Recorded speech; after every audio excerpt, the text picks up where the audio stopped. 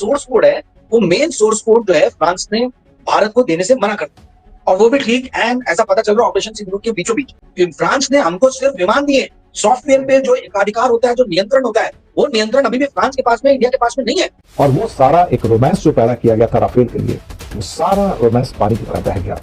कुछ नहीं बचा। आपके भारत की मदद नहीं की थी, भारत ने मदद मांगी थी, तो इंडियन बनाने आप मदद करोगे, इस रास्ते मदद नहीं की कि नहीं ये टेक्नोलॉजी हम आपको नहीं देंगे। बल्कि जो कंट्री भारत को देख के राफेल खरीदने की सोच रहे थे, सबने कैंसिल कर दिया कि राफेल नहीं चाहिए भैया, ये अच्छा एयरक्राफ्ट नहीं है, इतने पैसे देके तो कोई बेवकूफी खरीदेगा। क्योंकि राफेल विमान जो है $250 मिलियन का एक विमान पड़ा है, तो इतना कॉस्टली फाइटर जेट खरीदने के बाद भी जब हम उसको पूरी तरीके से फाइट में, कॉन्फ्लिक्ट में, वॉर में यूज नहीं कर सकते, तो फिर ये फाइटर जेट को हम घर में सजाने के लिए तो हमने खरीदा नहीं है कि भाई हमारे रनवे पे पड़ रहे हैं। तो जब इसका सोर्स कोड मांगा गया फ्रांस से, तो ऐसा बताया जा रहा है कि उन्होंने देने से मना कर दिया। वो भारत का सारा जो चश्मा चढ़ा हुआ था ना राफेल का, जो मोहब्बत थी, सब उतर गई, खत्म हो गई साहब। तो इस बात की भी गहन जांच होनी कि भाई ये किस तरीके से माल गिराया गया, क्योंकि ये तो कहा जाता था कि एडवांस जेट है, तो एडवांस जेट जो रडार में भी नहीं आता है, तो कैसे पाकिस्तान ने मार गिराया हमारे विमान को? ये अपने आप में बहुत अहम सवाल खड़ा करता है। पाकिस्तान के हाथों बुरे तरीके से पिटने के बाद अब भारतीयों ने नए बहाने शुरू कर दिए हैं और उसका मलबा अपनी फौज के बजाय, अपनी फॉरेन पॉलिसी के बजाय फ्रांस पर डालने की कोशिश शुरू हो गई। फ्रांस के राफेल जिस तरह पिटे हैं पाकिस्तान के J-10C के हाथों, उस पर भारतीयों ने अब ये कहना शुरू कर दिया है कि फ्रांस ने हमें 2 नंबर जहाज दिए, दिखाया कुछ और दिया कुछ और। यानी जो फ्रांस से भारत में जहाज आए जिनकी तादाद 36 के करीब थी, वो एक्चुअल जहाज नहीं थे, उनमें कुछ ऐसी चेंजेस करके भारत को मुहैया की गई जो जंग के दौरान जब टेस्ट हुए तो पाकिस्तान ने बड़े आसानी से उन्हें गिरा दिया। कुछ लोग तो अब ये कहते दिखाई दे रहे हैं कि चूंकि फ्रांस ने हमें सोर्स कोड नहीं दिया था एन उस वक्त पर जब जंग में हमने उनसे मांगा था, इसलिए पाकिस्तान को उसका फायदा हुआ और पाकिस्तान के PL-15 मिसाइल्स ने बड़ी आसानी से फ्रांस के दिए गए राफेल तैयारों को गिरा दिया है। अब ये ऐसी बहानेबाजी है जिस पर भारत में भी उनका मजाक उड़ाया जा रहा है, जबकि पूरी दुनिया में जो ममालिक राफेल खरीद चुके हैं वो भी अब भारतीयों का मजाक उड़ा रहे हैं। और सबसे अहम बात यह कि खबर ये भी सामने आ रही है कि फ्रांस ने जब ये फैसला किया कि भारत की नेवल फोर्सेस के लिए राफेल उन्हें मुहैया नहीं किए जाएंगे, उसके बाद भारतीय बहानेबाजियां बनाकर अपनी नाक से मट्टी झाड़ने की कोशिश करते दिखाई दे रहे हैं। तो इस सारे मामले पर क्या कुछ चल रहा है हमारे पड़ोसी मीडिया में, आइए इस वीडियो में वही सब कुछ देखते हैं। सबसे बड़ा सवाल यही है कि राफेल को लेकर फिर से ये लगने लगा है कि जो माहौल बनाया गया, जो नींबू मिर्च टांगी गई भारतीय जनता पार्टी की तरफ से, वो नींबू मिर्च उतरने वाली है और मोह भंग हो गया है। अब इसके पीछे की क्या वजह है और राजनीतिक परिप्रेक्ष्य में से कैसे देखा जाए? बहुत बढ़िया सवाल है हिमांशु जी, और आपने वो दिन भी याद दिला दिए जब राजनाथ सिंह जी नींबू मिर्ची लगा के जो है राफेल का उद्घाटन कर रहे थे, पूजा कर रहे थे, भगवान जाने क्या कर रहे थे। बट एनीवेज, देखिए राफेल का जो सॉफ्टवेयर है, कोई भी जो फाइटर जेट्स रहते हैं इनके एवियोनिक्स बहुत मतलब ये एक अलग चीज रहती है। कोई प्लेन अकेला नहीं उड़ता है, उसका एक सॉफ्टवेयर रहता है, मिसाइल दागी जाती है, रडार सिस्टम रहता है, आप जहां से देखते हो कि भाई सामने से कोई मिसाइल तो नहीं आ रही, कोई इंटरसेप्ट तो नहीं कर रहा। तो इसका जो सोर्स कोड है, इसमें भी अलग अलग स्टेजेस रहते हैं। जो सोर्स कोड है वो मेन सोर्स कोड जो है फ्रांस ने भारत को देने से मना कर दिया, और वो भी ठीक एंड ऐसा पता चल रहा है ऑपरेशन सिंदूर के बीचों बीच। तो ये एक तरीके से बहुत बड़ा झटका लगा है हमको, क्योंकि राफेल विमान जो है $250 मिलियन का एक विमान पड़ा है, मतलब कोई ये ऐसा सस्ता विमान नहीं था भारत के लिए। तो इतना कॉस्टली फाइटर जेट खरीदने के बाद भी जब हम उसको पूरी तरीके से फाइट में, कॉन्फ्लिक्ट में, वॉर में यूज नहीं कर सकते, तो फिर ये फाइटर जेट को हम घर में सजाने के लिए तो हमने खरीदा नहीं है कि भाई हमारे रनवे पे पड़ रहे हैं। तो जब इसका सोर्स कोड मांगा गया फ्रांस से, तो ऐसा बताया जा रहा है कि उन्होंने देने से मना कर दिया। अब ये जो देने से मना कर दिया, इस पर कई सवाल उठते हैं। पहली बात तो ये कि क्या इस कॉन्ट्रैक्ट के अंदर में ये मेंशन था कि भैया सोर्स कोड जो है वो फ्रांस के अपने विम्स एंड फैंसीज पे है कि वो इंडिया के साथ शेयर करेगी कि नहीं करेगी। दूसरा, यदि इस कॉन्ट्रैक्ट के अंदर में मेंशन था, तो ये बात हमारे प्रिय प्रधानमंत्री जी ने क्यों नहीं पार्लियामेंट में इस चीज को बताया? आपको जान के आश्चर्य होगा, जब ये राफेल डील हुई थी तो ये मतलब गवर्नमेंट टू गवर्नमेंट डील इसे कहा गया, और कोई भी तरीके की ट्रांसपेरेंसी इसमें नहीं बरती गई। यहाँ तक कि सुप्रीम कोर्ट में लिख के दिया गया कि अगर हम इस डील के बारे में कागजात जो है वो पेश करेंगे तो ये भारत की सिक्योरिटी के साथ में एक बहुत बड़ा खिलवाड़ होगा, और सुप्रीम कोर्ट ने गवर्नमेंट की इसी दलील को मानते हुए राफेल मामले को बंद कर दिया। अब सवाल ये उठता है कि भैया सोर्स कोड ने तो क्या भारत की सिक्योरिटी को खतरा नहीं था? आप जो है इस चीज को छुपाते आए अभी तक कि फ्रांस ने हमको सिर्फ विमान दिए, सॉफ्टवेयर पे जो एकाधिकार होता है, जो नियंत्रण होता है, वो नियंत्रण अभी भी फ्रांस के पास में, इंडिया के पास में नहीं है। तो ये तो राजीव जी, यहाँ पर हमारे दर्शकों के लिए इस बात को जरा थोड़ा डिटेल में बताइए कि ये सोर्स कोड इतना इंपॉर्टेंट क्यों है और इसकी जरूरत भारत को क्यों है, और अगर भारत के पास सोर्स कोड नहीं है तो क्या दिक्कत हो सकती है, किस तरह से सिंकिंग में प्रॉब्लम आती है, जरा थोड़ा सा अगर आप बताइए उसके बारे में। देखिए, जो खबर आ रही है कि भारत के एक विमान को, राफेल विमान को मार गिराया गया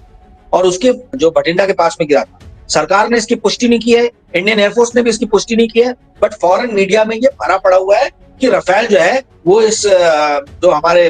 6 और 7 की रात के दरमियान जो डॉग फाइट तो नहीं बोलेंगे, पर जो हम लोगों ने अपने भेजे थे प्लेन्स पाकिस्तान के अलग अलग जगहों पे निशाना साधने के लिए, उसमें पाकिस्तान से आई हुई मिसाइलों ने हमारे राफेल को मार गिराया है। तो अब जब ये मार गिराया गया, ऐसी बात जब सामने आ रही है, तो इस बात की भी गहन जांच होनी कि भाई ये किस तरीके से मार गिराया गया, क्योंकि ये तो कहा जाता था कि एडवांस जेट है। तो एडवांस जेट जो रडार में भी नहीं आता है, ठीक है, जिस तरीके के रडार पाकिस्तान के पास में है, तो अगर आपके रडार सिस्टम में वो कैप्चर नहीं हो रहा, तो कैसे पाकिस्तान ने मार गिराया हमारे विमान को? ये अपने आप में बहुत अहम सवाल खड़ा करता है। तो इसी में जो डिफेंस एनालिस्ट है, जो डिफेंस के मामलों पे नजर रखते हैं, उनका ऐसा मानना है कि जो सोर्स कोड जो रहता है, जो इंटरसेप्ट कर सकता है आने वाली मिसाइल्स को, सॉफ्टवेयर जो उसका है, वो सोर्स कोड पूरी तरीके से जो है शायद भारत को फ्रांस ने नहीं दिया है, जिसके कारण से जो विमान गिरा है वो इस कारण से गिरा है क्योंकि हमारे पायलटों के पास में वो पूरा नियंत्रण था ही नहीं।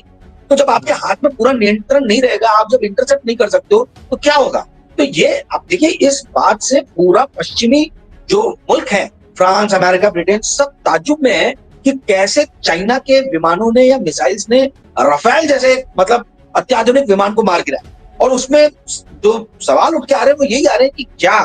हमारे पास में, भारत के पास में सोर्स कोड था क्या? जो आज हर अलग अलग जगह मीडिया में ये बात चल रही है, उसी चीज पे सवाल उठाए जा रहे हैं, ठीक है। तो सोर्स कोड सॉफ्टवेयर जो है ये बहुत इंपॉर्टेंट है इंटरसेप्ट करने के लिए कि सामने से कोई मिसाइल आ रही है क्या जो मार गिरा रही है, और भी इसमें कई तकनीकी चीजें होंगी जिसके बारे में हमें जानकारी नहीं है, परंतु मूलतः कहने की बात यह कि जो पूर्ण नियंत्रण, जो कंट्रोल रहता है, वो पूरा कंट्रोल हमारे हाथ में नहीं अभी भी फ्रांस ने दिया है। अच्छा राजीव जी, चलिए राफेल नहीं तो फिर उसके बदले क्या कहा यह जा रहा है कि रशिया का Su-57 जिस पर निगाहें हैं, और रशिया कह रहा है कि आप ये ले लीजिए, राफेल से बहुत अच्छा है, उसके बारे में खबरें भी चलने लगी हैं। तो जो पुराना दोस्त था अब फिर उस पर वापस आ रहे हैं हम लोग, और अगर उस पर वापस आ रहे हैं तो फ्रांस को अगर मना करेंगे तो उनसे दुश्मनी भी एक तरह से, क्योंकि आप डील तो हुई, मतलब डील है ये, और पैसों का ही खेल है, पूरी दुनिया ही पैसों के खेल पर चल रही है, तो एक तरह से इधर रिलेशनशिप खराब करना भी तो हो जाएगा। काफी अच्छा आपका ऑब्जर्वेशन है। देखिए हिमांशु जी, इस चीज को समझने के लिए आपको आज की डेट में जियोपॉलिटिकल जो सिचुएशन है वर्ल्ड की, ग्लोबल जियोपॉलिटिकल सिचुएशन को समझने की जरूरत है। आज की डेट में देखिए, अब वो 1990s का या 2000 के स्टार्टिंग के दशकों का जमाना नहीं रहा है कि वेस्टर्न पावर जो है, वो वेस्टर्न पावर्स पूरा एकाधिकार करके जो है ग्लोबल पॉलिटिक्स को संचालित कर। 1990 में जब रशिया का विघटन हुआ और जब 1989 में बर्लिन वॉल गिरी, तो वॉल गिरने के बाद में ऐसा लगा कि भाई कम्युनिज्म कंप्लीटली जो है वो ध्वस्त हो गया है, कम्युनिस्ट ब्लॉक ध्वस्त हो गया है, और पूरी तरीके से कैपिटलिस्ट और डेमोक्रेटिक कंट्रीज जो है, खासतौर पे जो वेस्टर्न पावर्स हैं, इनकी जीत हुई है। परंतु पिछले 10 सालों के अंदर में जियोपॉलिटिक्स बहुत ही फास्ट चेंज हुआ है, और अब जो है दुनिया जो है ये 4 खेमों में बंट गई। एक खेमा जो है वो है अमेरिका का, दूसरा खेमा जो है वो है चाइना का, तीसरा पुराना रशिया अपने आप में एक सुपर पावर है, और चौथा डोनाल्ड ट्रंप के आने के बाद से यूरोपियन यूनियन धीरे धीरे कटता चला जा रहा है अमेरिका से, और वो एक चौथे खेमे के रूप में उसका हम देख रहे हैं कि उदय हो रहा है। अब आप इस चीज को समझिए कि चाइना कंप्लीटली पाकिस्तान के साथ, ठीक है, बिना ड्रैगन की मदद के पाकिस्तान इतनी जरूरत, इतनी हिमाकत, इतनी हिम्मत कर ही नहीं सकता था कि वो मतलब इंडिया को आंखें दिखाए और इस तरीके की जो कार्रवाई है वो भारत के खिलाफ करे, ठीक है। दूसरी बात, इसी दौरान हमने देखा कि पाकिस्तान जो कि एक बैंकरप्ट कंट्री हो गया था, उसको IMF ने फाइनेंशियल असिस्टेंस दिया है, सपोर्ट दिया, लोन दिया। आपको मालूम है कि IMF जो है वो कंप्लीटली वॉशिंगटन कंसेंसस का एक पार्ट है, वो बिना अमेरिका के मदद के IMF अपनी तरफ से कुछ कर नहीं सकता। लेकिन जब 4 दिन की वॉर हुई तो पता लगा कि कुछ राफेल ध्वस्त कर दिए गए पाकिस्तान के द्वारा, पता लगा किसी भी कारण से हो। भारत ने अभी तक नंबर नहीं बताया कि कितने राफेल गए, कितने सुखोई गए। और कितने मिग वगैरह गए, MiG-29 गए, कुछ नहीं बताया। पाकिस्तान ने भी नहीं बताया कितने गए, दोनों छुपा के बैठे हुए हैं। लॉसेस तो दोनों साइड के हैं, लेकिन बताता कोई नहीं। पर हाँ, फ्रांस के द्वारा सोर्स कोड ना दिया जाना एक बहुत बड़े धोखे के रूप में देखा जा रहा है, और हम इसके बारे में लगातार बात करते आ रहे हैं कि फ्रांस के धोखे ने इंडिया को शॉक में डाल दिया, और एक किस्म से कहा जाए वो भारत का सारा जो चश्मा चढ़ा हुआ था ना, राफेल का जो मोहब्बत थी, सब उतर गई, खत्म हो गई साहब। और राफेल के प्रति जो मोहब्बत थी सब खत्म। बल्कि राफेल कंपनी, जो डसो कंपनी है, उनकी डसॉल्ट भी कहते हैं, उनके शेयर्स भी गिरे, और वो सारा एक रोमांस जो पैदा किया गया था राफेल के लिए, वो सारा रोमांस पानी की तरह बह गया, कुछ नहीं बचा। बल्कि जो कंट्री भारत को देख के राफेल खरीदने की सोच रहे थे, सबने कैंसिल कर दिया कि राफेल नहीं चाहिए भैया, ये अच्छा एयरक्राफ्ट नहीं है, इतने पैसे देकर तो कोई बेवकूफी खरीदेगा। अब आपको याद होगा कि कुछ समय पहले की बात है कि हमारे जब अपना इंजन बना रहे थे एयरक्राफ्ट का, कावेरी, तब फ्रांस ने भारत की मदद नहीं की थी। हम भारत ने मदद मांगी थी कि हमको इंजन बनाने में आप मदद करो, लेकिन फ्रांस ने मदद नहीं की कि नहीं, ये टेक्नोलॉजी हम आपको नहीं देंगे। और जो सोर्स कोड, जो कि किसी भी फाइटर एयरक्राफ्ट की जान होती है, रीढ़ की हड्डी होती है, प्रोग्रामिंग जो होती सारी, नहीं दिया। अब जो मरीन राफेल की जो डील इंडिया ने की है, अभी तो सिर्फ लेटर ऑफ इंटेंट ही साइन किया, कुछ पैसे वैसे तो दिए नहीं होंगे अभी तो, 63,000 करोड़ का 26 एयरक्राफ्ट, और उसमें से भी हर एयरक्राफ्ट की कीमत 2,600 करोड़, जो बहुत ही ज्यादा महंगी है। जबकि रशियन नेवल एयरक्राफ्ट 4 गुना कम कीमत पे 600 करोड़ में मिल जाएगा आपको। मुझे लगता है कि भारत का रोमांस खत्म हो गया। अब भारत फ्रांस के बारे में ज्यादा बात नहीं कर रहा है, और जो 26 राफेल मरीन का सौदा किया, अब उस पर पुनर्विचार हो रहा है कि इसे कैंसिल कर दिया जाए। ये देख के अब फ्रांस की हालत है खराब कि इतना बड़ा सौदा हाथ से निकल गया, और ऊपर से सारी रेपुटेशन का कचरा हो गया पूरा का पूरा। अब राफेल कौन खरीदेगा भैया?